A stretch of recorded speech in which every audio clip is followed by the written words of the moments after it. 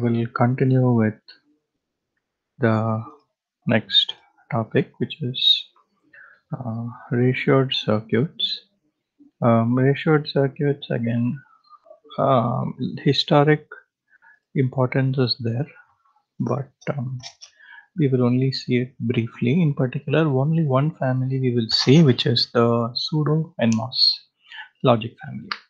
And directly we see the first big difference from all the other circuits that we have seen before. There is no, at least there are not many transistors in the pull-up network. So in the first case, for example, there is no transistor at all. It is only a resistance. In the second case, you see there is a NMOS transistor. In the third case, you see there is another NMOS transistor. So this is all historic because these circuits were very important when CMOS technology was not there. You see that all these circuits, there is no PMOS transistor. So the whole circuit is made using only NMOS technology. This was the case for the first microprocessor, Intel 4004, was made using only NMOS transistors. So at that time, these circuits were important because this was the only way to make them. But today, of course, we have more efficient ways. So we will not go into too much detail why these, how these are different. We'll go quickly to the one family that we're going to see, which is called as pseudo NMOS logic. The pseudo NMOS logic, I'll quickly show you the schematic of any circuit here. There is only one single PMOS transistor, okay, and that PMOS transistor is always on. You see the input here, it is connected to ground, and whenever we connect a PMOS transistor gate input to ground, the transistor is always on, which means that how can we get any logic functions if the transistor is always on? Because if the transistor is always on, then the output node is always connected to VDD. That is true, but that is where the design comes into the picture. We can design the transistors in such a way that if the PMOS transistor is on, then the output voltage depends on the sizes of the NMOS and PMOS networks. And that is what this whole topic is going to be about. How do we design these circuits so that we get a decent operation? So you see some options here. Okay, let us look at this circuit itself. It is a pseudo NMOS inverter.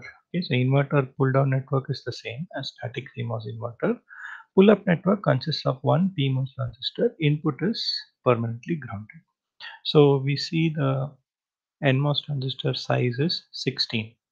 Okay, and we see the voltage transfer characteristic. You remember this curve from our theory, and also now that you have done the labs, we have these curves, right? And even from the experiments that you did with Cadence for our inverter, you saw that this voltage transfer characteristic went all the way to ground. That is, when the input is beyond a certain point, output is exactly zero. But if you see for all these curves, the output never goes to zero, and that is the problem. That is one of the problems with pseudo NMOS circuits. The output is not at a perfect value.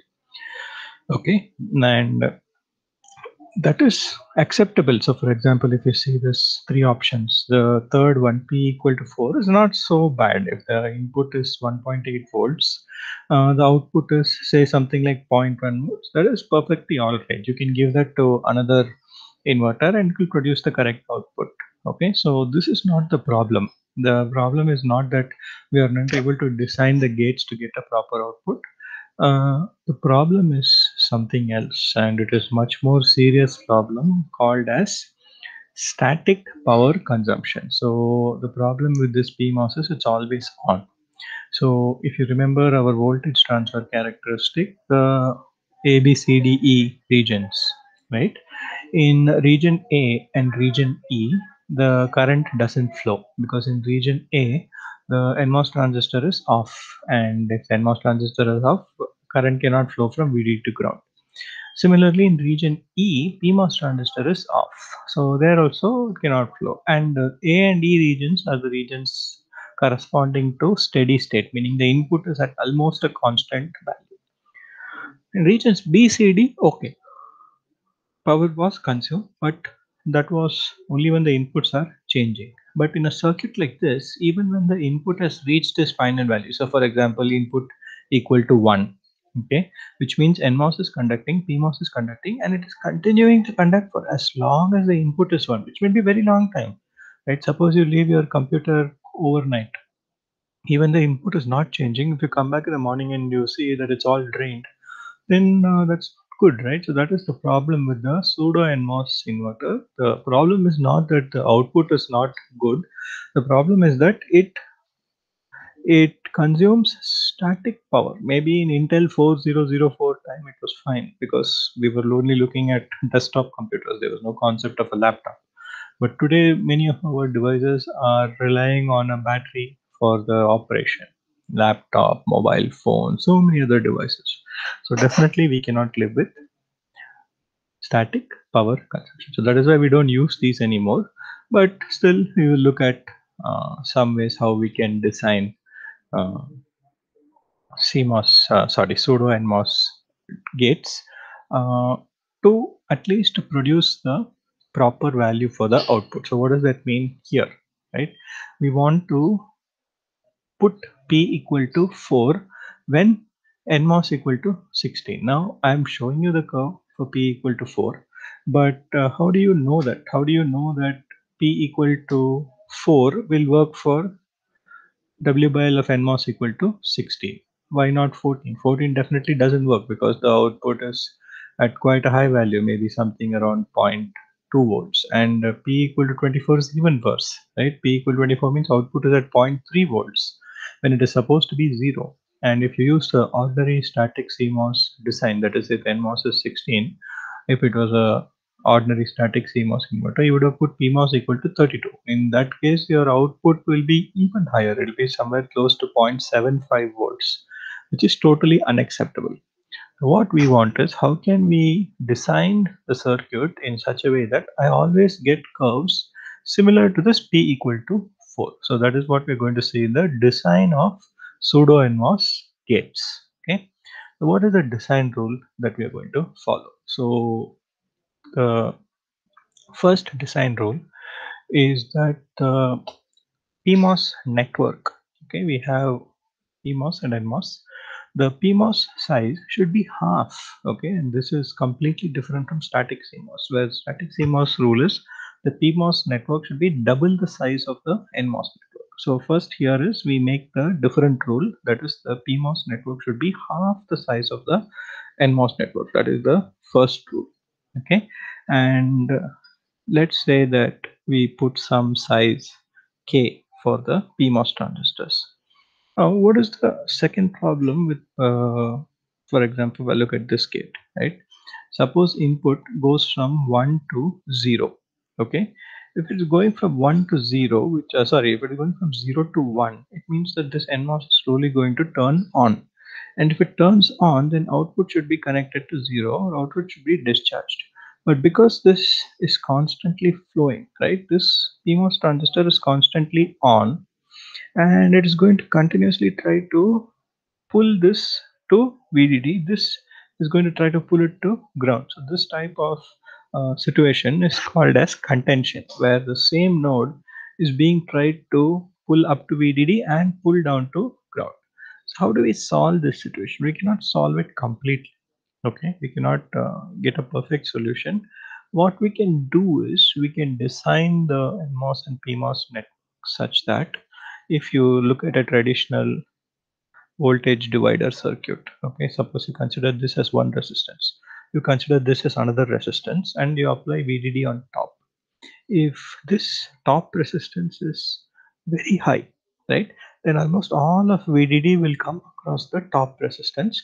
A small part of that will come across the bottom resistance. So the output node, which is here, will be very close to 0. That is what we achieve with P equal to 4. By putting a small value for W by L of the PMOS, we are making its resistance very large. Okay, and the rule tells us how large. The rule should be such that the PMOS should be half the size of the NMOS network. Now, okay, I'll put some approximate numbers. I have a gate, okay? You take an inverter only. I don't know how much to put for the NMOS and PMOS, but I know it should be half. What I will do is I will put K for the NMOS transistor, and since the rule tells me that PMOS should be half the NMOS size, I will put K by 2 for the PMOS transistor. That is the first thing I will do. So then how do I get K? I still don't know what is K, right? For every value of K, you will get one particular this thing. So now what we can try to do is, if I want that to be equivalent to a static CMOS unit inverter, we can write one equation. Okay, that equation basically tells us that the pseudo NMOS also has to operate as fast as static CMOS inverter. Okay, what is the meaning of that? The meaning of that is the net current that is flowing, okay, should be equal to VDD by R. What is the meaning of this net current? If you remember the static CMOS inverter, the NMOS and PMOS both had resistance R. So if you look at the average current, the current is VDD by R. So what we are saying here is, in pseudo NMOS gates also, the current flowing for the discharging part should be equal to VDD by R. And that is,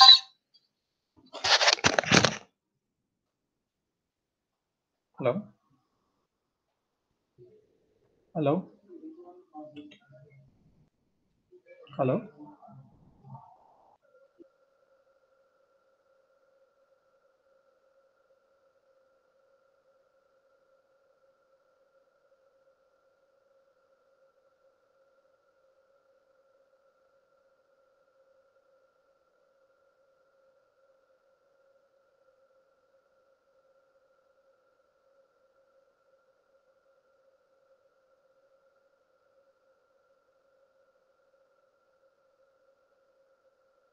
So the net current, right? What is the meaning of net current?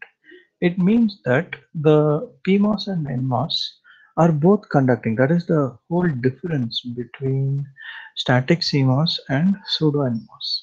And even when both PMOS and NMOS are conducting, the net current that is discharging the node should be equal to VDD by R. So let's not think too much about this. Let us go for some examples. Okay, let us start with the inverter. We'll switch to the whiteboard.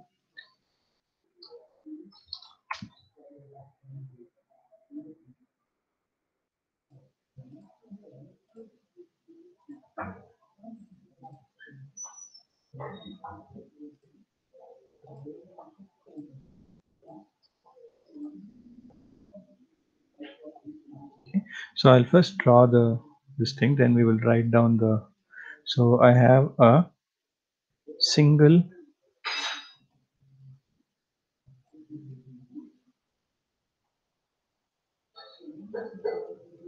and one NMOS transistor that is getting the input. Okay, A, and I'm going to call this K. Okay, and I'm going to call this K by 2 because that is the rule that we have to start with.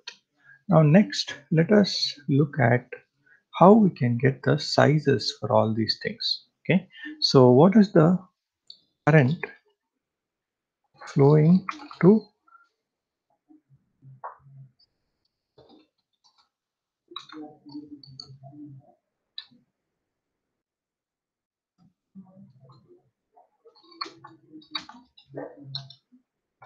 Okay, so the current flowing to discharge the output node. There is a current. Now we are going to assume A equal to 1. Okay, which means that both NMOS and PMOS are conducting. Now, if A equal to 1, then what is the current flowing here? And what is the current flowing here? This current is flowing in what direction? This current is flowing from top to bottom. And this current is also flowing from top to bottom. So the current in the NMOS transistor is discharging the node. The PMOS transistor is trying to charge the node because they are, this is what we said is contention, right? So the net current to discharge is the difference of those two. So I'll just write that down. What is the current through the NMOS transistor? VDD divided by, what is the resistance of the NMOS transistor? R by K, right? Because we have NMOS transistor, its unit resistance is R, and W by L is K. So the resistance is R by K, and minus VDD divided by What is the resistance of the PMOS transistor? Now we have PMOS transistor here. Okay, its size is K by 2. But in addition, PMOS itself has a unit resistance of 2R. So divided by W by, which is K by 2. And this is where the speed rule comes into the picture. The net current that is discharging the node, okay, should be VDD by R, because this gate should be at least as fast as static CMOS inverter. So we have two conditions. The K condition is for getting the voltage levels to very low levels. That is when the output is supposed to be zero. Because of the voltage division, we can get close to zero. In addition to that, this equation, okay, tells us about the speed. We don't want a very slow gate. Suppose that this is continuing to discharge, this is continuing to charge. If this equation was not there, the output might never reach zero. Continuously the output is trying to discharge, but continuously PMOS is charging it. It might constantly be at a middle point. So to avoid that, we have this equation, and this will also allow us to solve for the K. We have one single equation. In the numerator and denominator, you just cancel off K. You will get 1 by K minus 1 by 4 by K equal to 1. Okay, so you just cancel off VDD here, here, and here, and you cancel off R also. R here, here, and here. So what is remaining? 1 by 1 by K minus 1 by 4 by K. This 2 will come up here. Okay, and then K minus K by 4 equal to 1. So that is 3 by 4K equal to 1. Therefore, K equal to 4 by 3. And PMOS size is how much? K by 2. 2 by 3. So this is basically your pseudo NMOS inverter. Okay, and what is the value for logical effort equal to how much? Now logical effort definition, we know what is the definition of logical effort: input capacitance of my gate divided by input capacitance of equivalent inverter. Equivalent inverter is the static CMOS inverter with 2 and 1. Why? Because of this equation. This gate should be at least as fast as a static CMOS inverter. Logical effort equal to input capacitance of my gate. So here another we see why the advantages of pseudo NMOS. The input is only connected to the NMOS transistor. It is not connected to the PMOS transistor. Therefore, the input capacitance is going to be very low. What is the value of input capacitance? It's only 4 by 3. So 4 by 3 divided by equivalent inverter, static CMOS inverter. So the logical effort of a pseudo NMOS inverter is 4 by 9, and this basically is why there is some advantage. It's not that it's a complete disadvantage. There is a advantage for sure, but the thing is, we should always remember the problem of the static power consumption. That design of some more gates, and then we will move on to the other more important logic families which have practical importance and still have this type of structure, and that is the dynamic CMOS logic family. So look at another NAND and NOR gate. I'll remove this.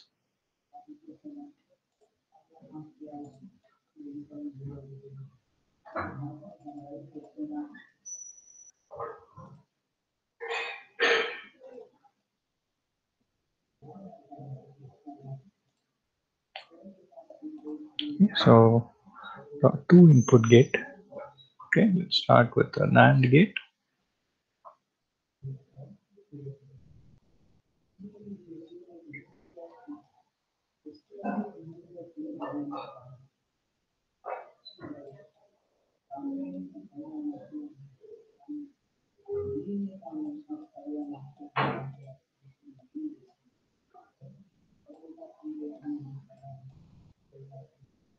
So this K is the W by L of the NMOS transistor here. Okay, so let's see how to design this gate.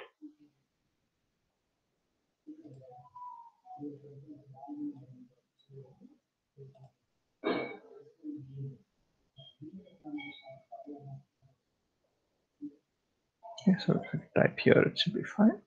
So first, what is the resistance of PDN?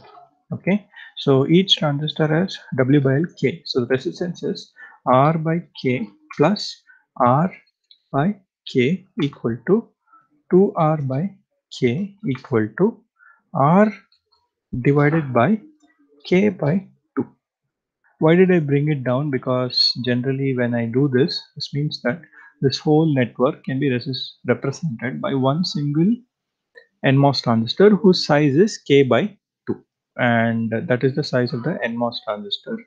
Okay, so sorry, I did a huge mistake. This is of course not a static gate. This is a pseudo NMOS gate, so there is no pull-up network like how I had drawn. It is just a single transistor. Okay, sorry about that. So now we can put the size. I have got the K as the full pull down network has a resistance of K by 2, which means that this pull up network, therefore PMOS W by L equal to how much? It should be half of that. It should be K divided by 4. This is the equation that this is the relation that I want for getting the good values for the voltage levels. Now the second relation is as before. We want that current that is discharging the node should be equal to VDD by R, which is the same as a ordinary 2-input NAND gate. So what is the current that is discharging the node? It is VDD divided by R divided by K by 2. Okay, because we just found out that the full pull down minus. Why minus? Because this current is pulling up the node. That is why the net effective pull down current is equal to VDD by R, the difference of these two. So that is 2R divided by K by 4. This should be equal to VDD by R. And like before, you remove the thing. So you will get K by 2 minus 2R by K by 4. So that becomes something like K by 8 equal to 1. So then you can let's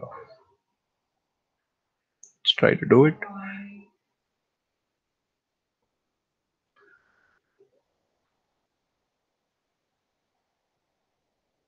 For K minus K by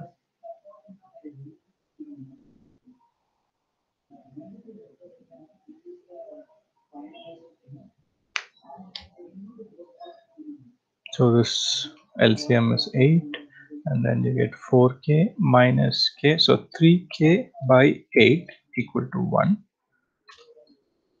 K equal to 8 by 3. This is the value for the K that satisfies our this thing, and therefore PMOS equal to K by 4. So that will be 8 by 3 into 1 by 4 or 2 by 3. And that really doesn't matter to us in calculating the logical effort, because logical effort equation is input capacitance of my gate equal to input capacitance of my gate. Okay, so the input is given only to the NMOS. So the input capacitance is 8 by 3 divided by input capacitance of a equivalent inverter. Again, because we're equating everything to VDD by R, equivalent inverter for all pseudo NMOS gates is 2, 1. So that's input capacitance is 3. So it's going to be equal to 8 by 9.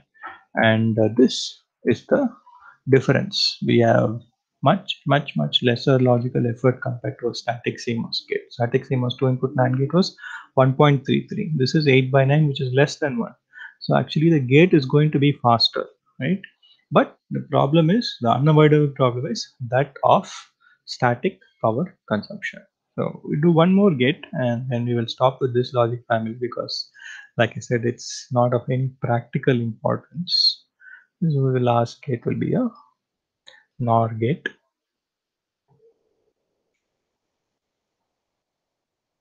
Remember to put this to ground, and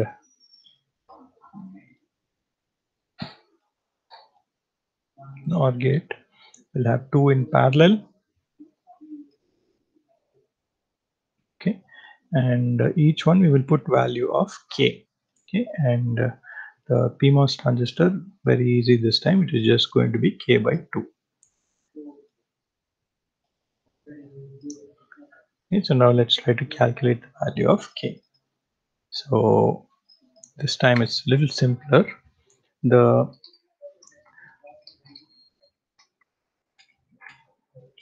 we'll just write directly, we can write the equation VDD divided by this figure R by K minus VDD divided by 2R by K by 2 should be equal to VDD by R. And again we will get K minus K by 4.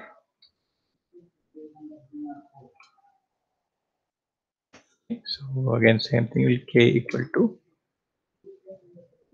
so I get 4 by 3. And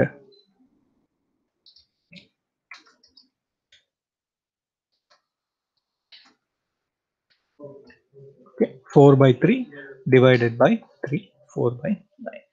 So this is very similar to the inverter, and this basically you should be able to do the same design, okay, for 3 input gates also. The only thing is you have to set up this equation and solve for K. Once you solve for K, the logical effort becomes very simple. Always it will be equivalent to unit inverter. So just the input capacitance divided by 3 will give you the logical effort. So this is the design of pseudo NMOS gates, even though they are faster. Unfortunately, the static power consumption makes them impossible to use. So we will see the next class.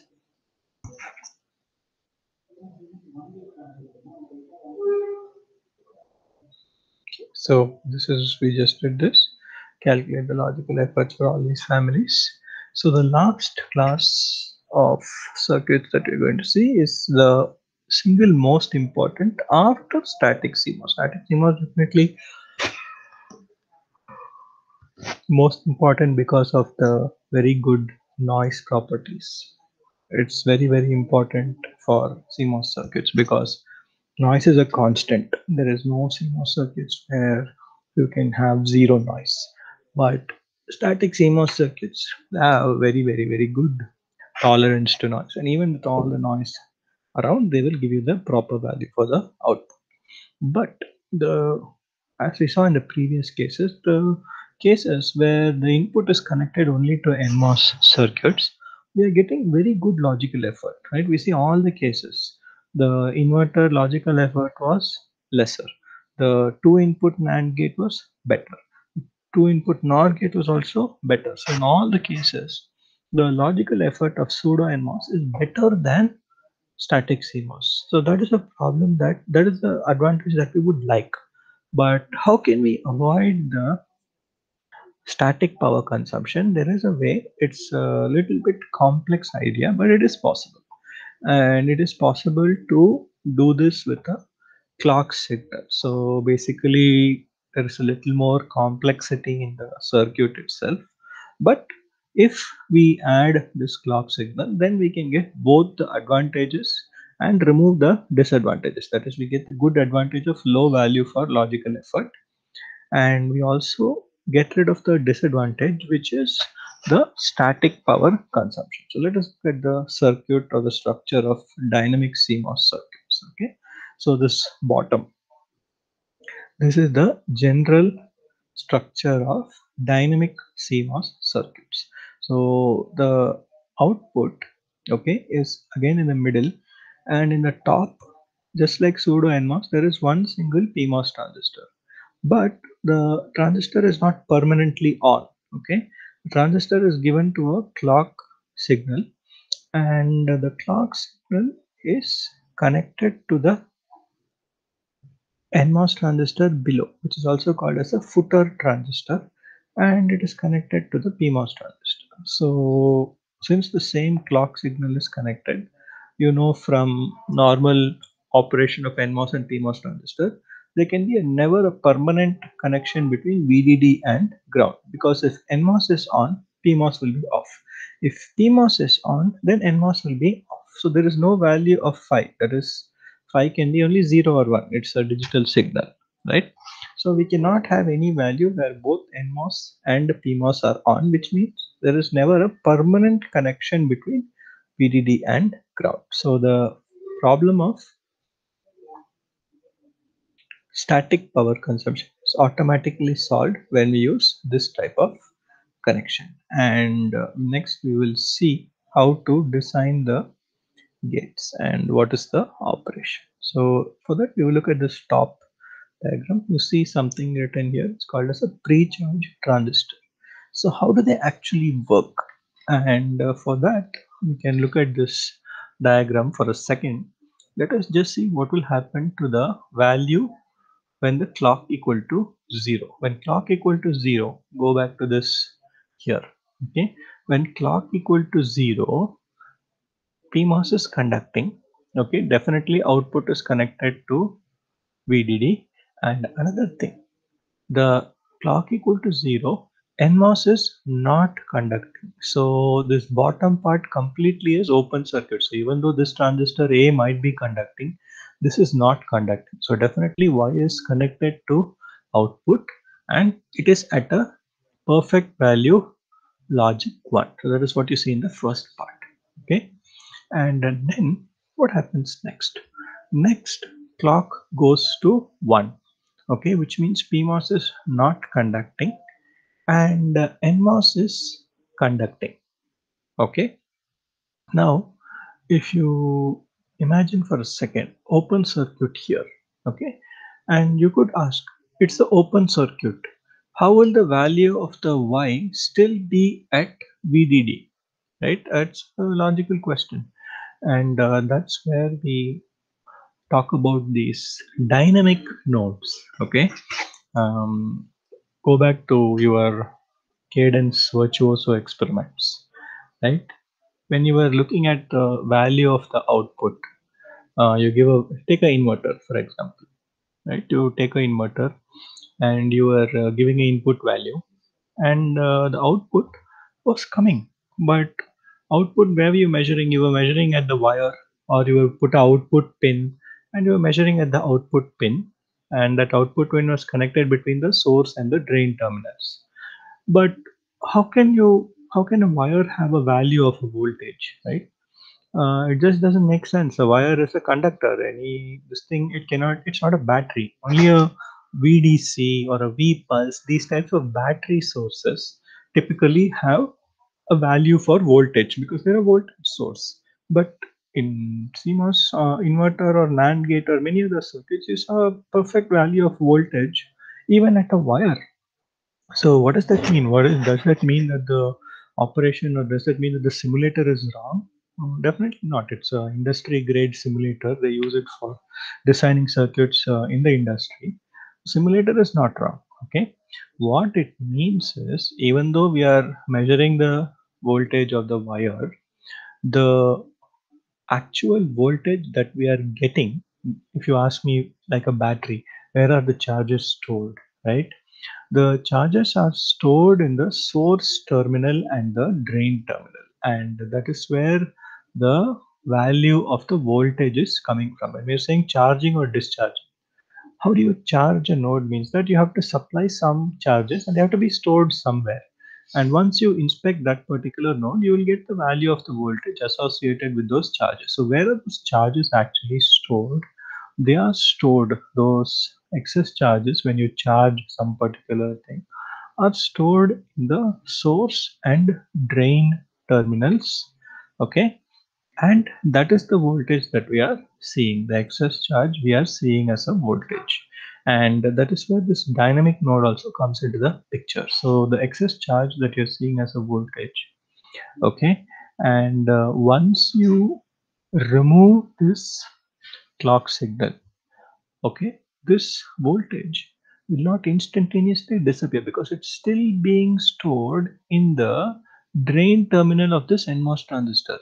Okay, this terminal is disconnected, so this part is gone, but this terminal is still connected to the output. So this charge which was stored in the drain terminal of this PMOS and the drain terminal of the NMOS, that continues to be there, which means that even though this top part is not connected, the output node is isolated from VDD, its voltage is still at VDD because we pre-charged it. That is why it's called as a pre-charged transistor, and there's a pre-charge phase also. We give it some time to charge that node. Then even if we remove the connection to VDD, the charge that is stored on the output node, it will stay there. Of course, there will be leakage. If you leave it for 2 days, it might not be there. But if you leave it for 5 nanoseconds, it might still be there. Okay, so that is why these circuits are called as dynamic circuits, because the whole operation depends on this dynamic node Y. Okay, the dynamic node is storing the charge temporarily, and if we don't let it discharge completely, which means that within enough time the next clock cycle or next pre-charge has to come, and that is why these are called as dynamic circuits. Okay, so once the pre-charge is come, okay, this Y will get charged to VDD, then this is open because now clock equal to 1, and that is where the effect of A will come into the picture. If I have input such that A equal to 1, then Y will get discharged because clock equal to 1, which means that this NMOS is on, A equal to 1, which means this NMOS is on, and output goes to 0. But suppose that A equal to 0, then there is no way for this charge to flow. It will continue to stay on the output node. Okay, there will be some leakage. It might not stay at a perfect value of 1.8, it may go to 1.795, then after 1 nanosecond may go to 1.792 and so on. But before long enough, the next pre-charge will come to charge it back to perfect value of 1.8. So basically, this is the top level summary of the operation of dynamic circuits. They are divided into two phases. Okay, there is a pre-charge phase where irrespective of the value of the input A, okay, output reaches VDD or it reaches power supply voltage level. Then that whole top part, the pull-up network part, is out of the circuit. It's removed from the circuit, and the dynamic node is holding the charge. And now the input is evaluated. Input is evaluated means we will find out the value of the output for this particular input combination. If it is such that the input is discharging the gate, then output equals 0. If it is such that the input doesn't discharge the gate, then output continues to stay at 1. Okay, so this is the top level operation of dynamic CMOS circuits. And design is much simpler. Okay, so we just have to look at these gates and directly we can tell how we got all these numbers. Let's start with the inverter. Okay, so there's the footed version, there's the unfooted version. I generally prefer the footed versions. Let's not look at the top ones.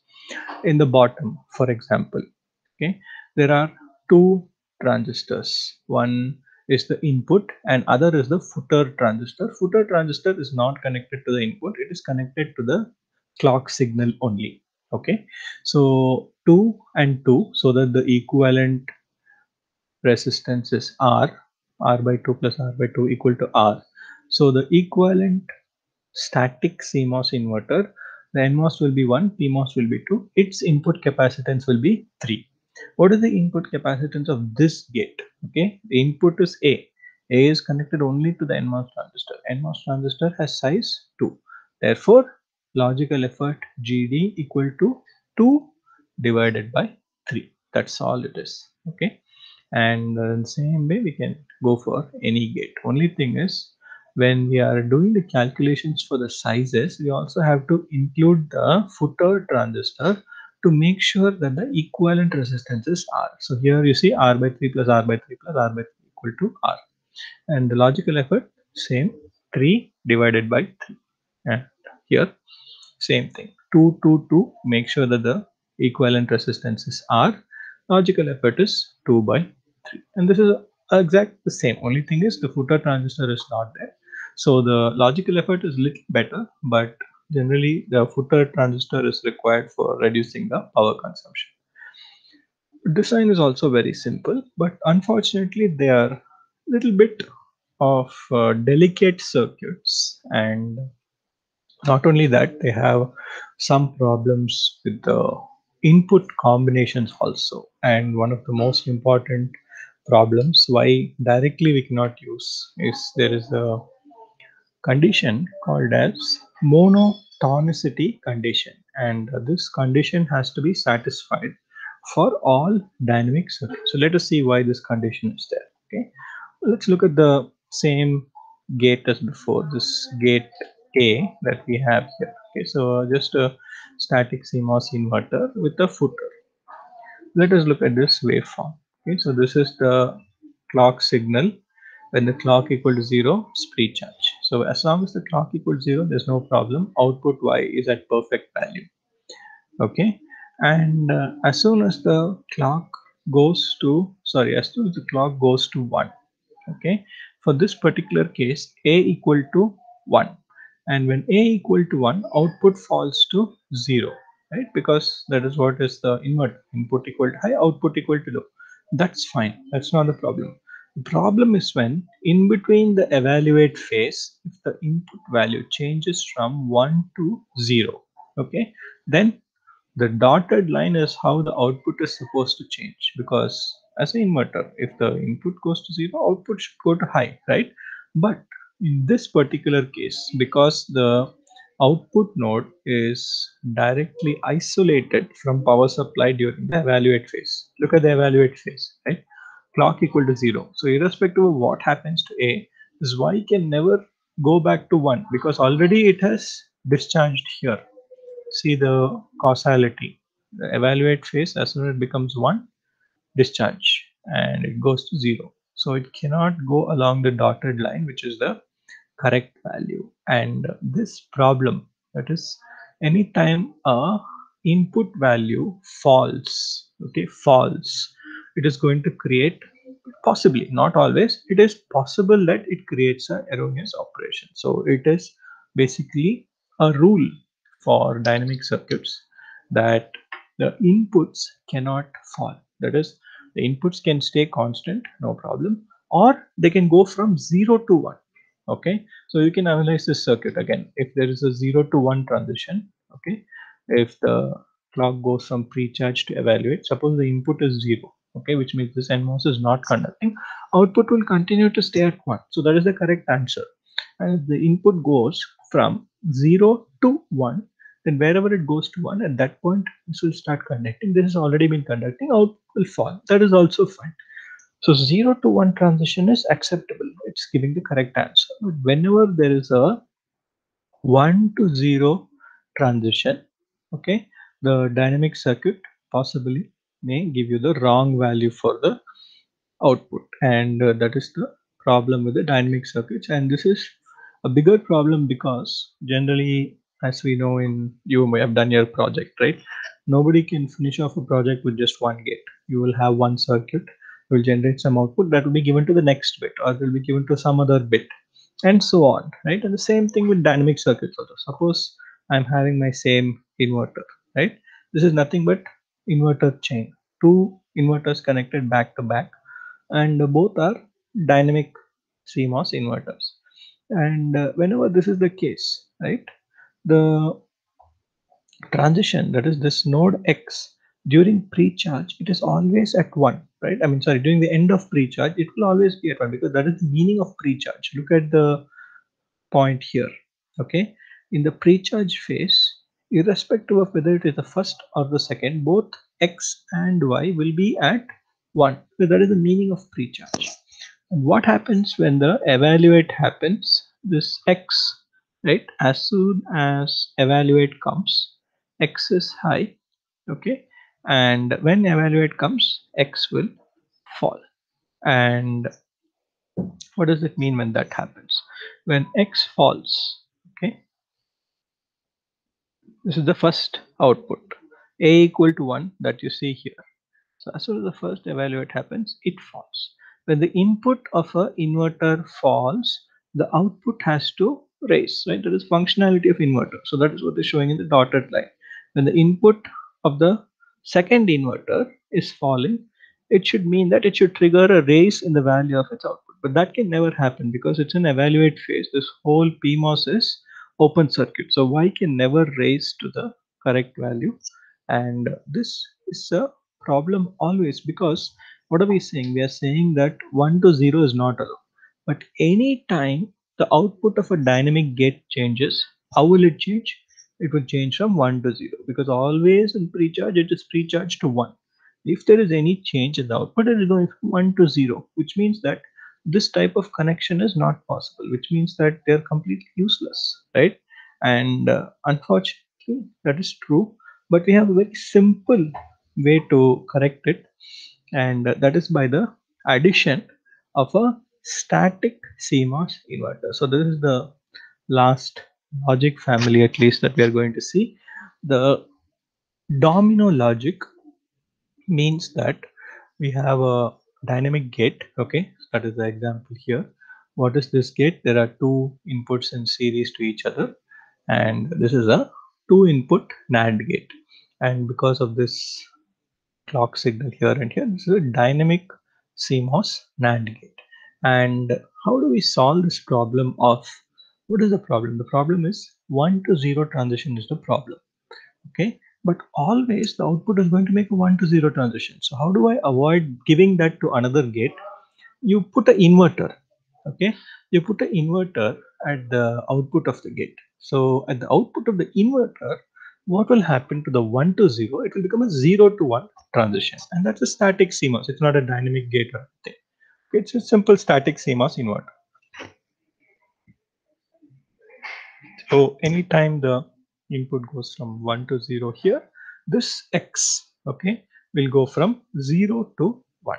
And 0 to 1, you can supply it to another gate. That is not going to create a problem, which means that the output of the domino AND gate can be safely supplied to another dynamic or domino gate. That depends on you. If this is the last stage, then you can live with a dynamic gate also.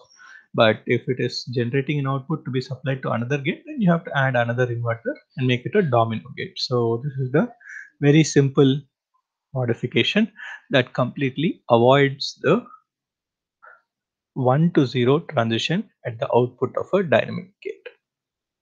So okay, so that is the last logic family, the domino logic family. We'll quickly finish off this SOI silicon and insulator also before we go to subthreshold circuit design. Okay, so silicon and insulator, what all we were saying before, are circuit families.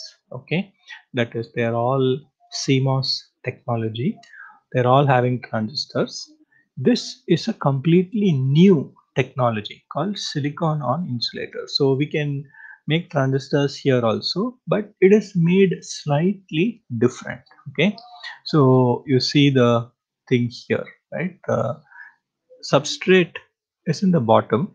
Okay, but instead of directly growing the source and drain terminals, etc., on the substrate, the fabrication first creates a insulator, and the regions are then grown on that particular insulator. So what is the advantage of this particular logic family? Two advantage actually.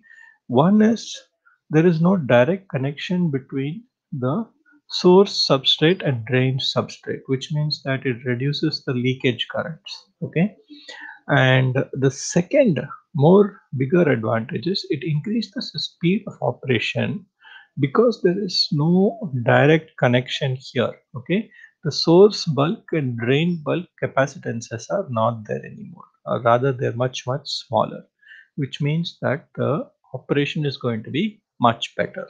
Okay, But unfortunately, it's not all advantages. There is one disadvantage also.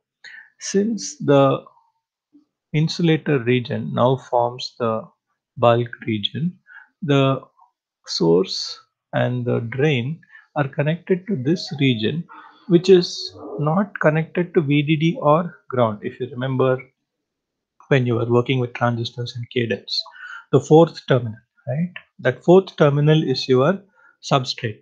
All the time you are connecting that either to VDD or to ground, which means that you are giving it a particular value of voltage. But here, since the insulator is in between, it's not connected to VDD or it's not connected to ground, right? We cannot say what is the exact value of the threshold voltage, because the threshold voltage, you haven't seen the relation, but threshold voltage depends on the value of the substrate voltage also. And substrate in this case is the insulator. So because of that, there is a possibility that the threshold voltage cannot be exactly computed, but that is a smaller issue. Bigger advantage in general is that whenever we work with SOI designs, right, the source bulk and the drain bulk capacitances are much smaller, which means that the transistor speed is improved. So that is the idea behind this new technology. So this is not a circuit family. This is a new technology called as silicon on insulator, and the insulator is a addition in the fabrication process. It's a new step and improves the overall transistor speed. Okay. So we'll stop here and continue next video with subthreshold conduction, and finally we'll also finish off the timing related definitions. Okay.